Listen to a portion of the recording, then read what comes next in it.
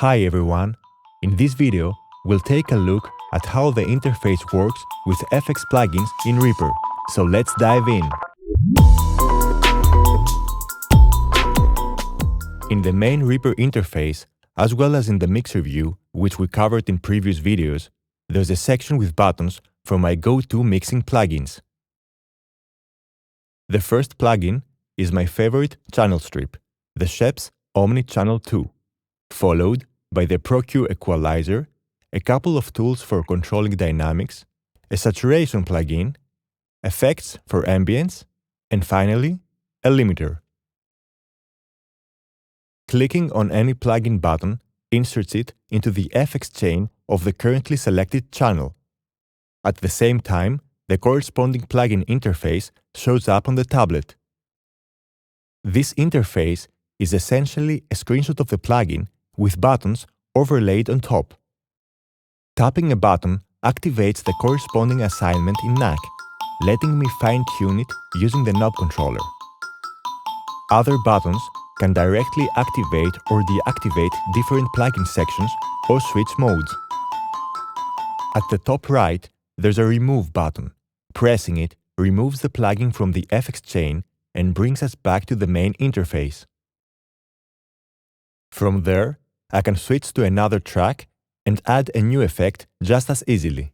Here's a quick example. I first select the drum bass, insert the Pro C compressor, and adjust its parameters.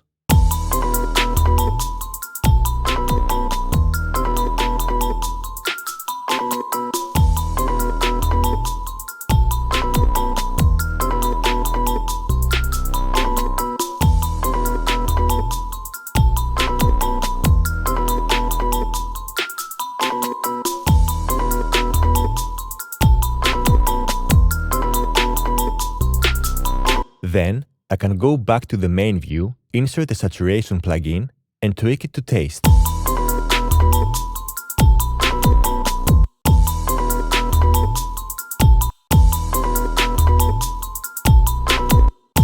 I can then follow up with an instance of ProQ.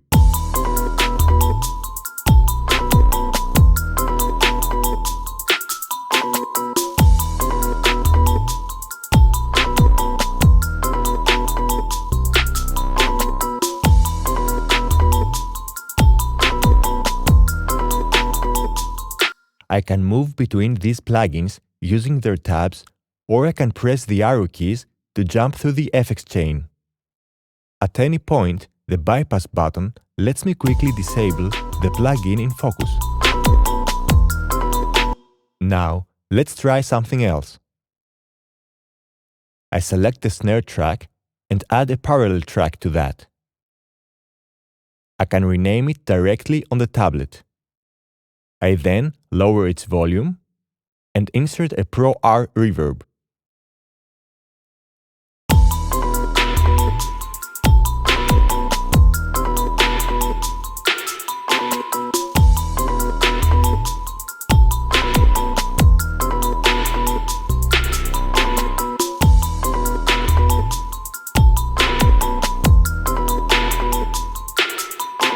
After adjusting it, I can add a ProQ to shape the reverb.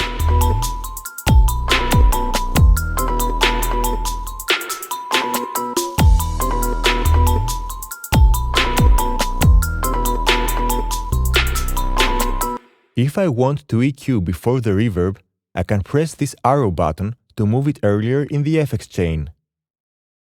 If I need another EQ after the reverb, I can tap on the New Instance button to add another one at the end of the chain. Each instance can be adjusted independently, and I can switch between them with these dedicated arrow buttons.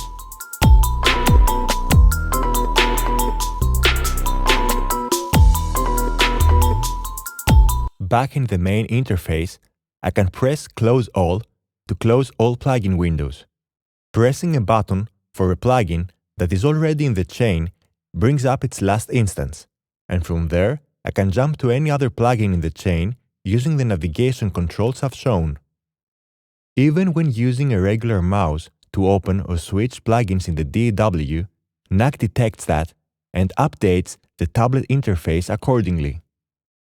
So, the tablet interface always reflects what's active in Reaper, even if we didn't use it to insert or select the respective plugin on our screen. This setup enables an efficient and precise workflow by giving us quick access to all important parameters we want to control at each step of the mixing process. And while today's demo is focused on Reaper, this kind of plugin control system is possible with any DAW. Thank you very much for watching, and stay tuned for more content.